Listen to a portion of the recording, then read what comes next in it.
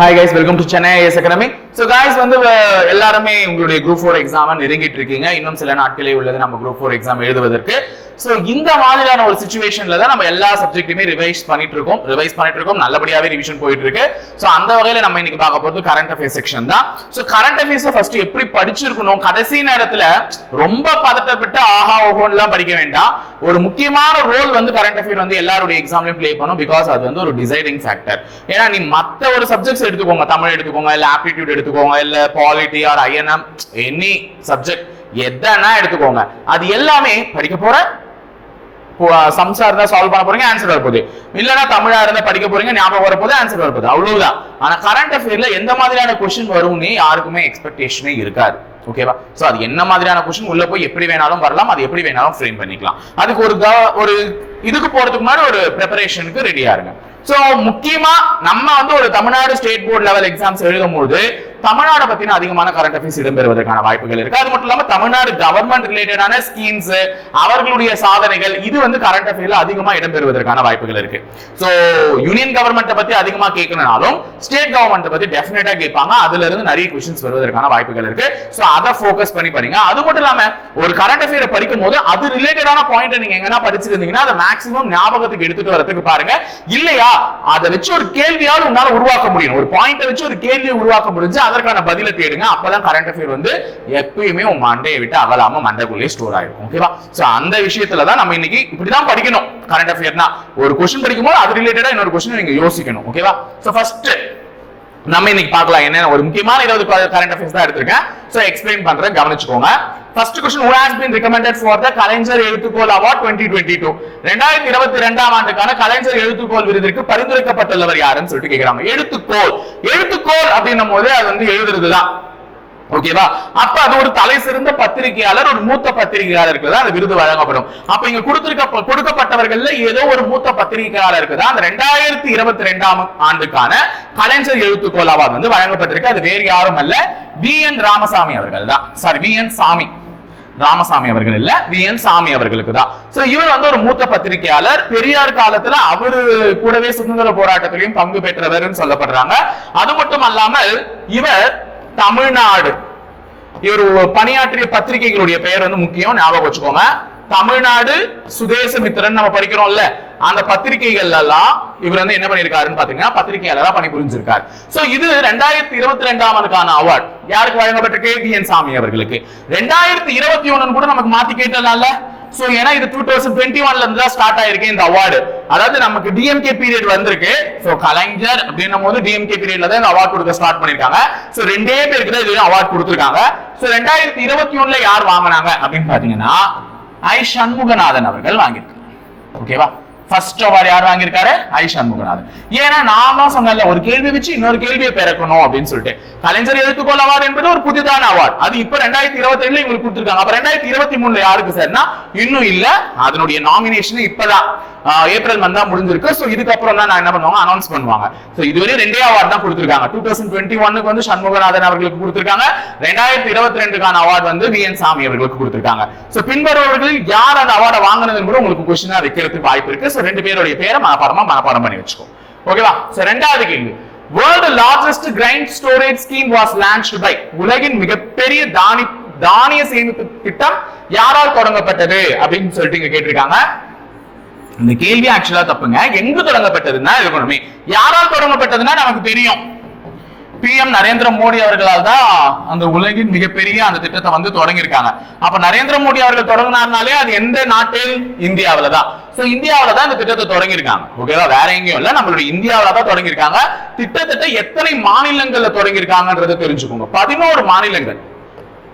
புரியுதா? 11 மாநிலங்கள், 11 ஸ்டேட்ஸ்ல தொடங்கியிருக்காங்க. அதாவது தானியங்களை சேமிச்சு வைக்கணுமா. வரக்கூடிய அடுத்த 5 ஆண்டுகள்ல கிட்டத்தட்ட 700 மெட்ரிக் டன் அளவுள்ள தானியங்களை என்ன பண்ணுங்க, சேமிச்சு வைங்க. இதுக்காக அவர்கள் ஒதுக்கி இருக்கக்கூடிய அமௌண்ட் எவ்வளவுன்னு பாத்தீங்கன்னா கிட்டத்தட்ட 1.25 லட்சம் கோடி. கிட்டத்தட்ட எவ்வளவு? 1.25 லட்சம் கோடி ஒதுக்கி இருக்காங்க. சோ 1.25 லட்சம் கோடி ஒதுக்கி 700 மெட்ரிக் டன். இது உனக்கு ஞாபகம் இல்லைனாலும் பரவாயில்ல, இந்த அளவு எவ்வளவுன்றதை ஞாபகம் வச்சுக்கோங்க. அப்ப 11 மாநிலங்கள் விரிவுபடுத்தப்பட்டுள்ள இந்த செயல் திட்டம் கிட்டத்தட்ட 700 மெட்ரிக் டன் அளவுள்ள தானியங்களை சேமிப்பதற்கு பயன்படுத்தப்படுகிறது. சோ அப்ப லார்ஜஸ்ட் கிரைன் ஸ்டோரேஜ் ஸ்கீம் எங்க ஆரம்பிச்சிருக்காங்க? இந்தியாவில். யாரால தொடங்கப்பட்டது? நரேந்திர மோடி அவர்களால், பிரதமர். ஓகேவா? அடுத்தது மூணாவது question. Which state boasts of the largest population of leopards in India? So இந்தியாவில் அதிக எண்ணிக்கையிலான சிறுத்தைகளை கொண்டுள்ள மாநிலம் எதுன்னு சொல்லிட்டு கேக்குறாங்க. கிட்டத்தட்ட 3907 சிறுத்தைகள், leopards 3907 சிறுத்தைகளை கொண்டுள்ள மாநிலமா முதலிடத்தில் இருக்கக்கூடியது யார் அப்படின்னு பாத்தீங்கன்னா மத்திய பிரதேசம். மத்திய பிரதேசத்துல தான் அதிகப்படியான சிறுத்தைகள் இருக்கு. சோ சிறுத்தைகள் மட்டுமல்ல, புலிகளை அதிகமாக கொண்டது அப்படின்னு கேட்டாலும் ஆன்சர் யாருதான்? அதே மத்திய பிரதேசம் தான். நான் தான் சொன்னேன், ஒரு கேள்வி வச்சு இன்னொரு கேள்வி ஞாபகப்படுத்துங்கன்னு சொல்லிட்டு. அப்ப சிறுத்தைகள்னு கேட்டாலும் மத்திய பிரதேசம், புலின்னு கேட்டாலும் மத்திய பிரதேசம், ரெண்டுத்துக்குமே ஆன்சர் மத்திய பிரதேசம் தான். அப்போ புலி எவ்வளவு இருக்கு அப்படின்னு பாத்தீங்கன்னா 526 புலிகள் இருக்கு. எத்தனை புலிகள்? 526 புலிகள் இருக்கு. புலிகள் 526, சிறுத்தைகள் 3907. எண்ணிக்கைகள் தேவையில்ல, பட் புலிகளும் சிறுத்தைகளும் அதிகம் உள்ள மாநிலமாக கருதப்படுவது மத்திய பிரதேசம். இன்னொரு ஒரு முக்கியமான விஷயம், புலியை பத்தி பார்க்கும்போது தேசிய புலி தினமும் தெரிஞ்சு வச்சுக்கணும். ஏன்னா நமக்கு நாளை பின்ன அது கேட்கலாம்ல, நேஷனல் டைகர் டே கேட்பாங்க. எப்போ? ஜூலை 29. ஜூலை 29 தான் தேசிய புலிகள் தினம், நேஷனல் டைகர் டேன்னு சொல்லுவாங்க. ஜூலை 29 புலி தினம்னா ஆகஸ்ட் 29 அப்படியே மறுநாள் 29. ஒரு லிங்க் வச்சு நான் இன்னொரு லிங்கை எடுப்பேன். ஆகஸ்ட் 29 என்னன்னா ஸ்போர்ட்ஸ் டே, தேசிய விளையாட்டு தினம், நேஷனல் ஸ்போர்ட்ஸ் டே, அவ்வளவுதான். அப்ப அது என்னன்னு பாத்தீங்கன்னா ஆகஸ்ட் 29. நான் இந்த 29 வச்சு மறு மாசமே வரக்கூடிய 29 கால்குலேட் பண்ணேன். That's it. ஓகேவா? சோ இந்த இதுல 4 விஷயத்தை தெரிஞ்சுக்கிட்டோம். சிறுத்தைகள் அதிகமுள்ள மாநிலம் மத்திய பிரதேசம், புலிகள் அதிகமுள்ள மாநிலம் மத்திய பிரதேசம். புலிகள் தினம் ஜூலை 29, ஆகஸ்ட் 29 அப்ப என்ன? தேசிய விளையாட்டு தினம். சூப்பர். அடுத்தது நாலாவது கேள்வி. Indigenous prototype fast breeder reactor has been used in. உள்நாட்டிலேயே உருவாக்கப்பட்ட மாதிரி வேக அணு உலை எங்கு பயன்படுத்தப்படுகிறது அப்படின்னு சொல்லிட்டு கேக்குறாங்க. அணு உலை இது டைரக்ட் क्वेश्चन தான். சோ மாதிரி வேக அணு உலை எங்க பயன்படுத்தப்படுதுன்னா கல்பாக்கம் அணு மின் நிலையம் தான். கல்பாக்கம் அட்டாமிக் பவர் ஸ்டேஷன் அப்படின்னு சொல்லக்கூடியதுதான். சோ இது எங்க இருக்கு? எல்லாருக்குமே தெரியும். கல்பாக்கம் அணு மின் நிலையம் எங்க இருக்கு? தமிழ்நாட்டுல தான் இருக்கு. மீதமுள்ள அணுமின் நிலையங்களும் எங்க இருக்குன்றதை தெரிஞ்சு வச்சுக்கோங்க. ஏன்னா அது நமக்கு கேட்கலாம்ல, நாளைக்கு direct question. Tarapur atomic power station எங்க லொகேட் ஆயிருக்கு அப்படின்னு சொல்லிட்டு கேட்பாங்க. அப்ப தாராபூர் அணுமின் நிலையம் எங்க அப்படின்னு பாத்தீங்கன்னா மகாராஷ்டிரா. எங்க? மகாராஷ்டிரா. மகாராஷ்டிராவில தான் தாராபூர் அணுமின் நிலையம் இருக்கு. கைகா, கைகா KA ஆரம்பிக்குதா? அப்ப நம்ம பக்கத்துல இருக்கக்கூடிய கர்நாடகா. கைகா வந்து கர்நாடகா. நரோரா உத்தர் பிரதேஷ். நரோரா எங்க? உத்தர் பிரதேஷ். இதெல்லாம் அப்படியே சைட் பை சைட் ஞாபகம் வச்சுக்கோங்க. ஈஸியான ஒரு விஷயம். தாராபூர் மகாராஷ்டிரா, கைகா கர்நாடகா, கல்பாக்கம் தமிழ்நாடு, நரோரா வந்து உத்தர் பிரதேஷ். ஓகேவா? டிஃபால்ட்டா இப்ப ஞாபகம் இருக்குல்ல, இதுல டைரக்ட் क्वेश्चंस கூட நமக்கு வரலாம். சோ இது ஞாபகம் வச்சுக்கோங்க. இதுல மோஸ்ட் ஓல்ட் ரொம்ப இருக்கிறதுல ஃபர்ஸ்ட் ஆரம்பிச்சது யாரு அப்படின்னா இவர்தான், தாராபூர் தான். தாராபூர் அணுமின் நிலையம் அட்டாமிக் பவர் ஸ்டேஷன் தான் ஃபர்ஸ்ட் ஆரம்பிச்சாங்க. சோ கர்நாடகால இருக்குல்ல, இவருக்கு ஒரு ஸ்பெஷல் இருக்கு. இந்த கைகா இவர் வந்து longest running nuclear power station. அதாவது லாங்கஸ்ட்னா இந்த நியூக்ளியர் பவர் ஸ்டேஷன்ல அடிக்கடிக்கு பழுதடைஞ்சிடும். இப்ப கூட சொல்லுவாங்கல்ல, அனல் நிலையம் பழுதடைந்துள்ள காரணத்தினால் இவ்வளவு மின் பற்றாக்குறை ஏற்பட்டுள்ளது அப்படின்னு சொல்லிட்டு நியூஸ்ல சொல்லுவாங்க. ஆனா இந்த கைகா வந்து கிட்டத்தட்ட 962 நாள் தொடர்ந்து வேலை செஞ்சிருக்கு. 962 நாளா கிட்டத்தட்ட 3 வருஷத்துக்கு என்ன பண்ணிருக்கேன்? தொடர்ந்து வேலை செஞ்சிருக்கு. ரிப்பேர் ஆகாம, நடுவுல என்னைக்குமே பிரேக் ஆகாம அதுக்கான அவார்டே கொடுத்திருக்காங்க 2018 அந்த கைகா அனல் மின் நிலையத்துக்கு. ஓகேவா? அது தெரிஞ்சு வச்சுக்கோ. அடுத்து அஞ்சாவது, who joined as a border security force first female sniper னு கேட்டிருக்காங்க. எல்லை பாதுகாப்பு படையில் ஸ்னைப்பர் ரக துப்பாக்கி சுடும் முதல் பெண் வீராங்கனை. இந்த முதல் பெண்களை பற்றி படித்துக் கொள்ள வேண்டியது மிக மிக அவசியம். அதுல இங்க வந்து எல்லை பாதுகாப்பு படை, பார்டர் செக்யூரிட்டி ஃபோர்ஸ் சொல்றாங்க. அதுல இணைந்திருக்கக்கூடிய முதல் துப்பாக்கி சுடும் பெண்களா யார் செய்யப்பட்டிருக்காங்க? சுமன் குமாரி. பேர்லயே ஆண் பெண் ரெண்டுமே இருக்கு. ஓகேவா? சுமன் குமாரி ஆணுக்கு உண்டான திறமையுடன் அந்த பெண் செயல்பட்டு இருக்காங்க. ஓகேவா? அப்ப சுமன் குமாரி அவர்கள் தான் அப்படி ஞாபகம் வச்சுக்கிறதுக்கு சொன்னேன். அதனால ஆணுக்கு பெண் சலைச்சவங்க இல்லையா சார், இப்படி இல்லையா சார் அப்படின்னு புரட்சியோட கிளம்பி வந்துடாதீங்க. சுமன் குமாரி. ஓகேவா? சோ அந்த ஒரு பெண் மிகப்பெரிய ஒரு சாதனையை பறிச்சு அவங்க வந்து முதல் பெண் வீராங்கனையா திகழ்ந்திருக்காங்க எல்லை பாதுகாப்பு படையில. சோ இவங்க எந்த மாநிலத்தை சேர்ந்தவங்கன்னா இமாச்சல் பிரதேஷ்ல இப்ப நம்ம கங்கனா ரனாவத்துக்கு ஒரு போட்டி இருந்தாங்களே, மண்டி தொகுதி. மண்டி தொகுதியை சேர்ந்தவர்கள் தான் யாருன்னு பாத்தீங்கன்னா இந்த சுமன் குமாரி அவர்கள். அப்ப இந்த பெண்ணை பத்தி படிக்கும் போது இன்னும் 2 பெண்களை பத்தி நான் உனக்கு சொல்லிடுறேன். ஒன்னு வந்து ஷலிஷா தாமி. யாரு? ஷலிஷா தாமி. இன்னொன்னு அதுர் சதுர்வேதி. ஓகேவா? சதுர்வேதின்னு வரும். ஐ திங்க் முன்னாடி இருக்க பேர் எனக்கு சரியா ஞாபகம் வரல. அத்தூரான்றது இல்ல, சதுர்வேதின்னு வரும் அவங்க பேரு. இவங்க யாருமே சொல்ற பாரு, இவங்க வந்து ஒரு பைலட், ஃபைட்டர் இது இருக்குல்ல, அதோட பைலட்டா செயல்படுறாங்க. சோ முதல் பெண் பைலட் அப்படின்னு சொல்லிட்டு கேட்பாங்க சதுர்வேதி அவங்க. இவங்க ஷலிஷா தாமி யார் அப்படின்னு பாத்தீங்கன்னா, சாரி அதுர் சதுர்வேதி, அவனி சதுர்வேதி, கரெக்ட் ஞாபகம் வந்துருச்சு, அவனி சதுர்வேதி. இவங்க வந்து ஒரு பைலட். ஓகேவா?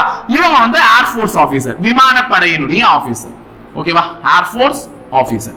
சோ ஷலிஷா தாமி வந்து ஒரு முதல் பெண் ஏர்ஃபோர்ஸ் ஆபீசர், அவனி சதுர்வேதி வந்து பைலட், ஒரு ஃபைட்டர் பைலட். ஓகேவா? சோ இவங்க 2 பேருமே முதல் பெண் தான். அப்ப 3 பெண்களை பத்தி பார்த்திருக்கோம். ஒன்னு சுமன் குமாரி, இவங்க எல்லை பாதுகாப்பு படையில முதல் ஸ்னைப்பர். அடுத்தது வந்து அவனி சதுர்வேதி வந்து ஒரு ஃபைட்டர் பைலட். அதே மாதிரி ஷலிஷா தாமி வந்து ஒரு ஏர்ஃபோர்ஸ் ஆபீசர். ஓகேவா? சோ அடுத்தது 6வது கேள்வி. India's first ever endangered Gangetic river dolphin research centre was inaugurated in அப்படின்னு சொல்லிட்டு கேட்டிருக்காங்க. இந்தியாவின் முதல் அருகி வரும் கங்கை நதி ஓங்கில் ஆராய்ச்சி மையம் தொடங்கப்பட்டது. கங்கை நதி ஓங்கில் தெரியும், நம்மளுடைய நேஷனல் அக்வாட்டிக் அனிமல்.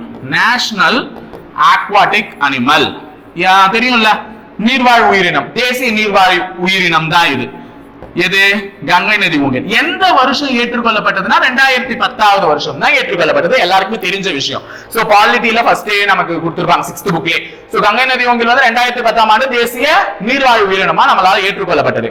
சோ இதுக்கு ரிசர்ச் சென்டர் வந்து ஆரம்பிச்சிருக்காங்க. எந்த இடம் அப்படின்னு பார்க்கும்போது பாட்னா. பாட்னா எங்க இருக்கும்? பீகார்ல இருக்கும். சோ பீகாருடைய சீஃப் மினிஸ்டர் யாரு அப்படின்னு சொல்லிட்டு ஒரு விஷயமா ஞாபகம் வச்சுக்கோ. ஓகேவா? நிதிஷ்குமார் அவர்கள். சோ இந்த மாதிரி ஞாபகம் வச்சுக்கிட்டா உனக்கு அந்த ஸ்டேட்டை பத்தின, ஸ்டேட்டோட கேபிட்டல் பத்தின ஒரு ஐடியாஸ் எல்லாமே கிடைச்சிடும். சோ பீகார்ல இருக்கு பாட்னா. ஓகேவா? அடுத்தது 7வது கேள்வி. which state has introduced its first generative AI teacher? ரொம்ப ரொம்ப முக்கியமான क्वेश्चन. அவங்களே சொல்லிட்டாங்க. ஐரிஸ் எனப்படும் அதன் முதல் ஆக்கப்பூர்வமிக்க செயற்கை நுண்ணறிவு ஆசிரியை அறிமுகப்படுத்திய மாநிலம் எதுனா கேரளா. சோ கேரளான்னு சொல்றதை விட இது என்னன்னு சொல்லணும்? கேரளம். பேர் மாத்திட்டாங்களே கேரளா கூட, கேரளம். ஓகேவா? சோ என்னன்னா ஐரிஸ். அப்போ நல்லா ஞாபகம் வச்சுக்கோங்க, டீச்சர். ஏஐல 2 விஷயம் முக்கியம், ஆர்டிபிஷியல் இன்டெலிஜென்ஸ் 2 விஷயம் முக்கியம். ஒன்னு டீச்சர், இன்னொருத்தர் வந்து நியூஸ் ரீடர், செய்தி தொகுப்பாளர். டீச்சரோட பேர் என்னன்னு பாத்தீங்கன்னா ஐரிஸ். அவங்க எந்த மாநிலம்னு பாத்தீங்கன்னா கேரளம். நமக்கு எல்லாருக்குமே தெரியும், நிறைய படிச்சவங்க எங்க இருக்காங்க? கேரளால இருக்காங்க. கேரளா வந்து லிட்ரஸி ரேட்ல அதிகம், படிப்பறிவு சதவீதத்துல வந்து கேரளம் தான் அதிகம் இந்தியாவிலேன்னு. அப்ப டீச்சர் அறிமுகப்படுத்தியது கேரள மாநிலம். பேர் என்ன? ஐரிஸ். ஐரிஸ் எங்க இருக்கும்? நம்ம கண்ணுல இருக்குமா? கண்ணை திறப்பவனே ஆசிரியர். ஆமா தானே? அப்போ ஆசிரியருடைய பேர் ஐரிஸ். கண்ணை வச்சு ஞாபகம் வச்சுக்கலாம், கண்ணை திறப்பவர் தான் ஆசிரியர். நியூஸ் ரீடரை வந்து எந்த மாநிலம் அறிமுகப்படுத்துச்சுன்னா ஏஐ. ஏஐமா ஆர்டிபிஷியல் இன்டெலிஜென்ஸ், செயற்கை நுண்ணறிவு உள்ள நியூஸ் ரீடர். ஒடிஷா மாநிலம். அதோட பேர் என்னன்னு பாத்தீங்கன்னா லிசா. அதோட பேர் என்ன? லிசா. மோனலிசாவை பார்த்தா ஓடி போயிடுவேன், லிசாவை பார்த்தா ஓடி போயிடுவேன். அப்ப நியூஸ் ரீடர்னா லிசா. லிசாவுடைய எந்த மாநிலம்னா ஒடிஷா. 2 விஷயத்தை ஞாபகம் வச்சுக்கோங்க. அடுத்தது 8வது question. India's first under river metro tunnel was inaugurated in. இந்தியாவின் முதல் நதிக்கடியில் அமைக்கப்பட்டுள்ள மெட்ரோ ரயில் சுரங்கப்பாதை எங்க திறக்கப்பட்டதுன்னு சொல்லிட்டு கேட்டிருக்காங்க. ஒண்ணும் இல்ல, கொல்கத்தால தான். கொல்கத்தால உள்ள ஹூக்ளி ரிவர் தெரியுமா? ஹூக்ளி ரிவர், ஹூக்ளி நதி அப்படின்னு சொல்லுவாங்க. அந்த ஹூக்ளி நதி அண்டர்ல தான் என்ன பண்ணிருக்காங்க? முதல் மெட்ரோ ரயில் சேவையை திறந்திருக்காங்க. சோ திட்டத்தட்ட ஆரம்பிக்கும் போது செம்ம வரவேற்பான், நிறைய காசு கல்லெல்லாம் கட்டியிருக்காங்க. சோ மெட்ரோ ரயில் சேவை முதல்ல எங்க? அண்டர் வாட்டர், நீருக்கு அடியில் உள்ள சுரங்கப்பாதையில் எங்க நடந்திருக்குன்னா கொல்கத்தா. கொல்கத்தா தெரியும், கடலோரத்துல தான் இருக்கு. கண்டிப்பா எல்லாரும் ஈஸியா கெஸ் பண்ணிடுவீங்க. ஹூக்ளி நதி, அதை ஞாபகம் வச்சுக்கோங்க. Which women's football team won the first ever UEFA Women's National League ன்னு கேட்டிருக்காங்க. முதலாவது UEFA மகளிர் தேசிய லீக் போட்டியில் வென்ற மகளிர் கால்பந்து போட்டி என்னன்னு கேட்டிருக்காங்க. இது ஃபர்ஸ்ட் டைம் நடந்தது. இது ஓகேவா? UEFA அப்படின்னு ஒன்னு கேக்குறாங்கன்னு வெச்சுக்கோ. இது ஃபர்ஸ்ட் டைம் நடக்கக்கூடிய ஒரு உமன்ஸ் ஃபுட்பால் மேட்ச். இதுல யார் வின் பண்ணதுன்னா ஸ்பெயின். ஸ்பெயின் அனுபவிச்சாங்க வலியை, அதனால வின் பண்ணிட்டாங்க. ஞாபகம் வச்சுக்கிறதுக்கு சொல்றேன். பெயின்னா என்னது? வலி. வலியை அனுபவிச்சு கால்பந்து போட்டியை வின் பண்ணிருக்காங்க. ஸ்பெயின் நாடு தான் வின் பண்ணிருக்கு. யாரை எதிர்த்து வின் பண்ணாங்கன்னா பிரான்ஸ் எதிர்த்து வின் பண்ணிருக்காங்க. ஓகேவா? சோ ஆப்போசிட் தோத்தவங்களையும் தெரியணும், கேள்வி அதையும் நமக்கு உருவாக்கிடலாம். அப்ப ஸ்பெயின் தான் ஜெயிச்சிச்சு. யாரை எதிர்த்து ஜெயிச்சிச்சு? பிரான்ஸ் நாட்டை எதிர்த்து ஜெயிச்சிச்சு. 10. What is the minimum age for senior citizens eligible for voting by postal ballot? தபால் மூலம் வாக்களிப்பதற்கான தகுதியான முதியோர்களுக்கான குறைந்தபட்ச வயது என்னன்னு சொல்லிட்டு கேட்டிருக்காங்க. முன்ன வந்து தபால் மூலம் வாக்களிக்கிறதுக்கு தகுதியான குறைந்தபட்ச வயதை எலெக்ஷன் கமிஷன் வந்து 80ன்றத நியமிச்சிருந்தது. 80 வயசுக்கு மேல ஓட்டு போடணும்னு ஆசைப்பட்டீங்கன்னா நீங்க என்ன பண்ணலாம்?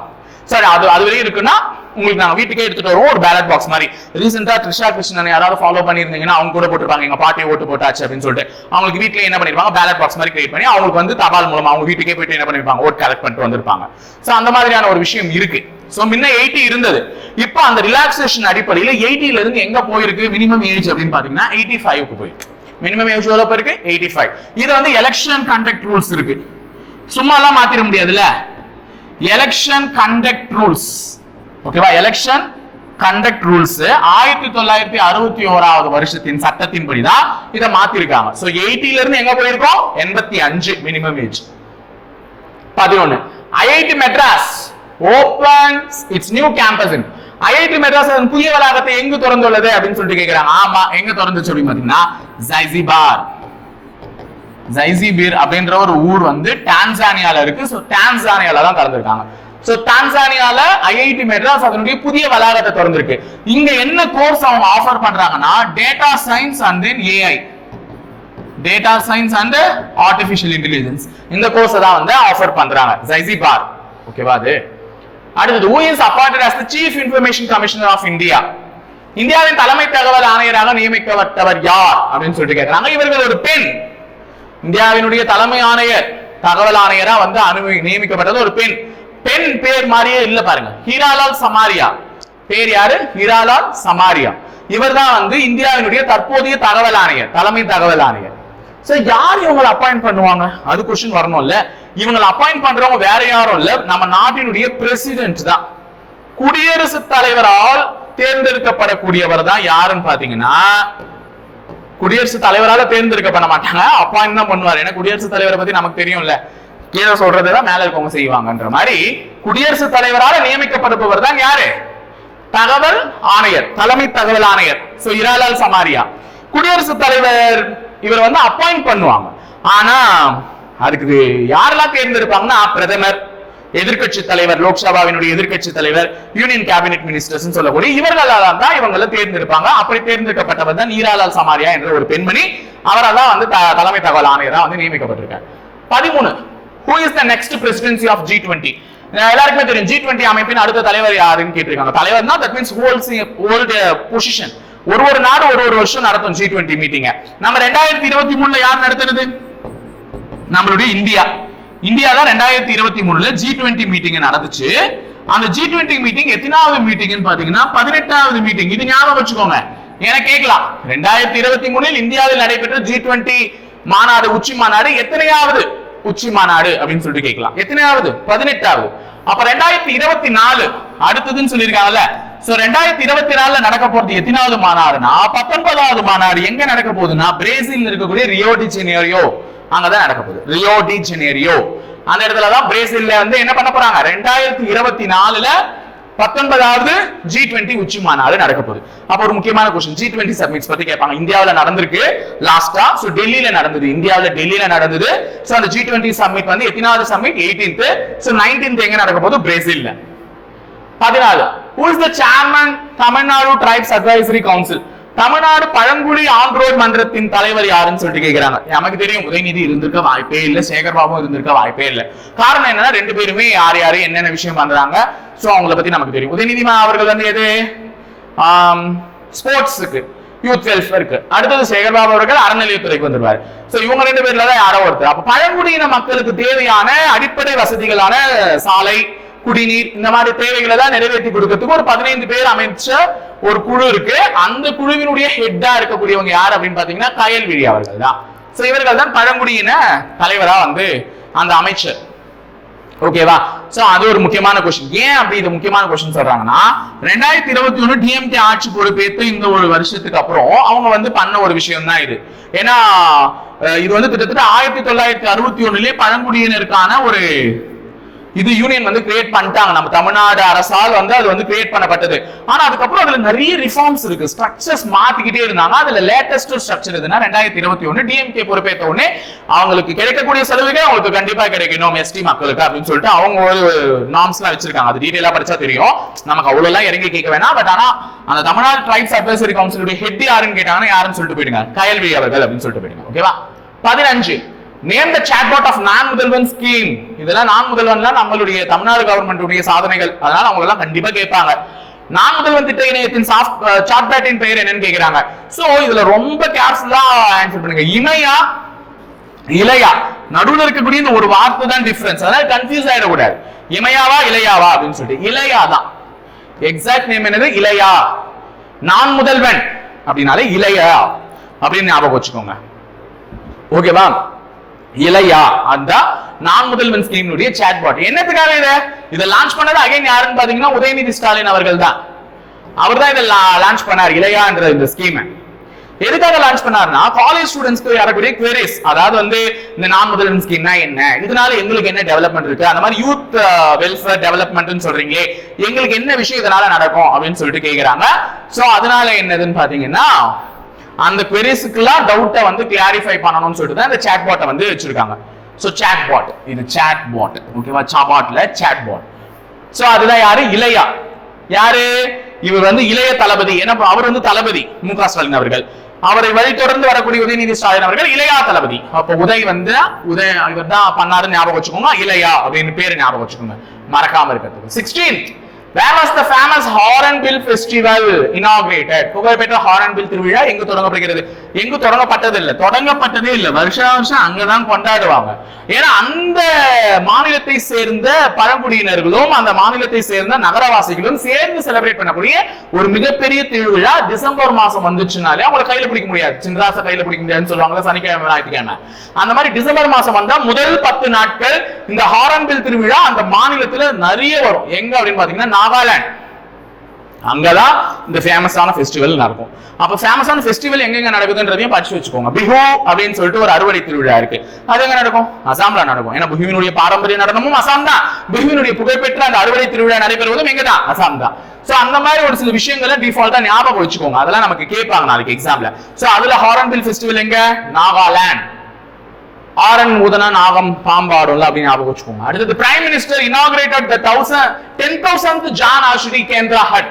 10,000வது மக்கள் மருந்தகத்தை பிரதமர் எங்கு திறந்து வைத்தார் அப்படின்னு சொல்லிட்டு கேட்கலாம். பேர்ல இருக்கும் மக்கள் மருந்தகம். எளிய சாமானியனுக்கும் அனைத்து மருந்துகளும் நல்ல விலையில், குறிப்பாக விலை குறைவா போய் சேரணும் அப்படின்னு சொல்லிட்டு ஒரு உன்னதமான ஒரு நோக்கத்தோட ஆரம்பிச்சதுதான் இந்த ஜான் ஆஷ்ரி கேந்திரா. ஓகேவா? மேக்ஸிமம் முடிஞ்ச வரையும் கொடுத்தாரு. கிட்டத்தட்ட இதுவரை இந்தியாவில் 10,607 பிரான்ச்சஸ் இருக்கு. 10,607 பிரான்ச்சஸ்.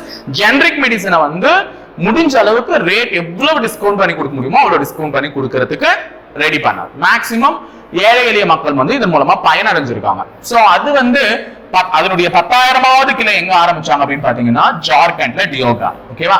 ஜார்க்கண்ட்.